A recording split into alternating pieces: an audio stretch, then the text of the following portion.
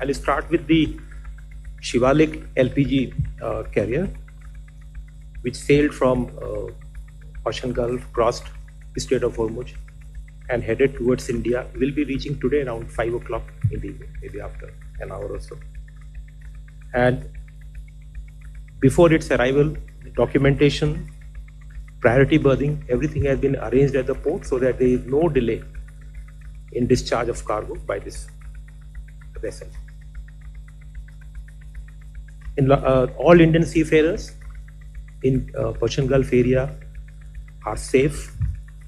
No incident has been reported in last 24 hours.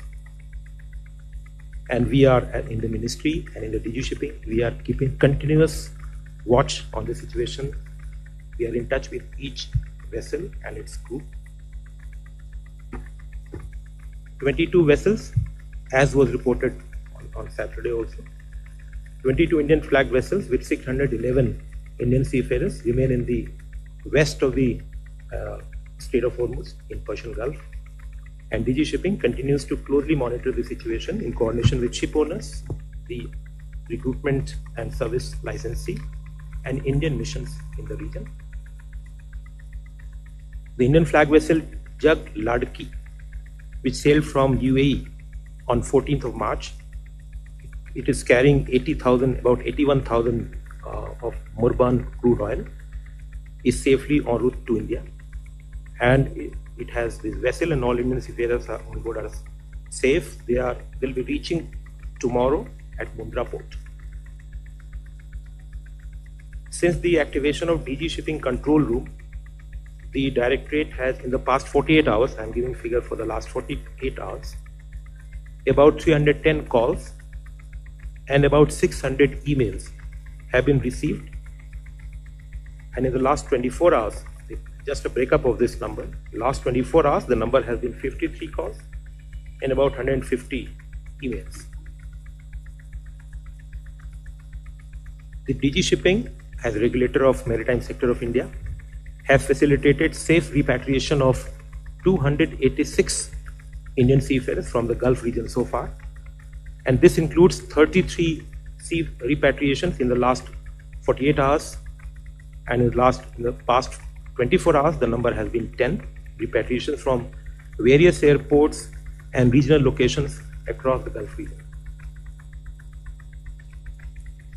Major ports of India are closely monitoring vessel movement and cargo operations in view of evolving maritime situation and providing all possible support.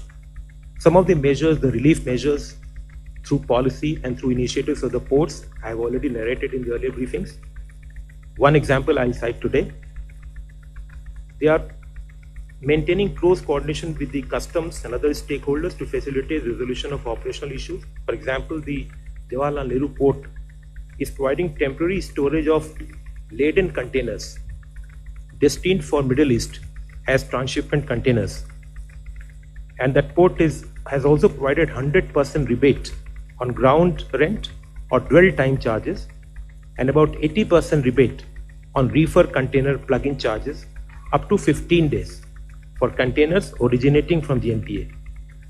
Approximately 2,600 containers have been shipped to the Middle East during the last 5 days from this port. Today also I had a review with all the ports, all major ports, and some of the stakeholders, including the EXIM association groups. And what I learned from that, there is no congestion has been reported at any major port. And export-bound containers at GNPA have reduced from 5,600 to 3,900, which I stated earlier. The ports are also providing safe anchorage areas for loaded vessels bound for the Gulf that are currently unable to transit due to the prevailing situation.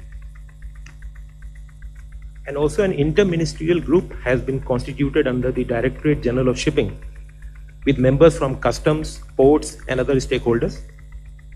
And the ministry continues to closely monitor the evolving maritime situation in coordination with the Ministry of External Affairs, Indian missions abroad, shipping companies and other maritime stakeholders.